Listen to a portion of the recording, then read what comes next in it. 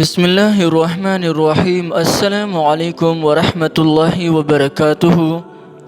زما محترم ورونو، د نکاح د پیغام د راتلو د پاره نن د یا لطیف و یا حلیم د دې وظیفې یو ډېر لوی عجیبه تاثیر د تخیمه، خصوصا دا وظیفه د اغرونو د پاره ده او د هغې خویندو د پاره ده چې د هغوی د نکاح پیغامونه بند شوي وي.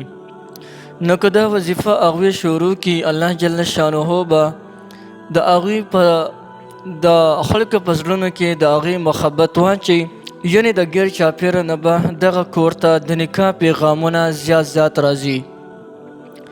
د دې نه علاوه که یو کس هغه جنۍ کړې ده، یعنې یو جنۍ ورته اکویدن شوې ده، اوس د هغه څه داسې ذریعه نشته دی چې هغه یعنې هغه چې کوم دی واده وکړي او نکاح وکړي، څه داسې ذریعه نشته، مال دولت ورسره نشته وغیره. نو که هغه انسان هم د یا لطیف یا حلیم وظیفه هم په دې ترتیب سره کوي، دا کم ترتیب درته اوس ښیمه، الله به دې انسان ته د غیبو نه اسباب برابر کړي او الله جل شانه به زر واده وکړي. دغه رنګې یو انسان دی او د هغه وس هم شته، طاقت هم شته، هر څه شته، لیکن د جنۍ د کور والا راضي نه وي او د جنۍ کور والا هغې له نکاح نه ورکوي، واده وله نه ورکوي، نیټه نه ورکوي. نو که دا وظیفه هم د هغې دپاره وکړی شي، نو الله جل شانه به هغوی هم مهربانه کړي، یعنې تا پسې په خپله جواب راولیږي چې راځئ، بلکل موږ راضي یو. نو د دې او دا دواړه اسمونه مبارکان د الله جل شانه ډېر ذات مبارک نومونه دي.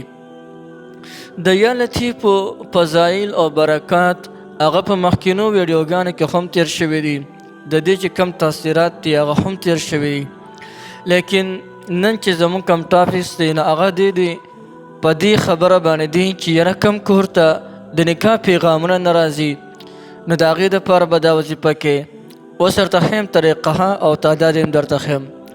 یا بعضې کورونه داسې وي چې هغې کې واده لکه کویدن میدن هر څه شوي، لیکن صرف د واده انتظار یې، خو هلته کې د جنۍ مور او پلار راضي نه وي، اوله نه ورکوي، یعنې هغوی له نیټه نه ورکوي.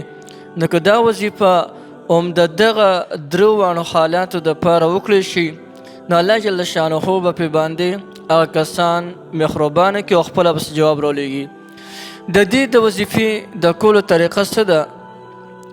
نو د دې څه مقدار او تعداد معلوم نه دی، بلکې تر دې پورې د شیوخو نه داسې رانقل شوې ده د بزرګانو نه. هغوی فرمایي چې کله یو انسان ته وخت میلاویږي، نو د ده په ژبه باندې دی یا لطیف یا حلیم وظیفه شروع وي.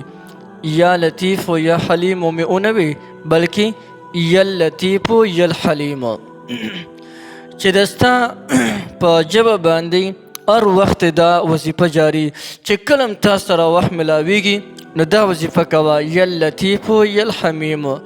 الله جل شانه به تاسو ته د غیبو نه اسباب برابر کړي او الله جل شانه به تاسو سره غیبي امداد وکړي او د نکاح پیغامونه به د هر طرف نه تاسو ته را رواني.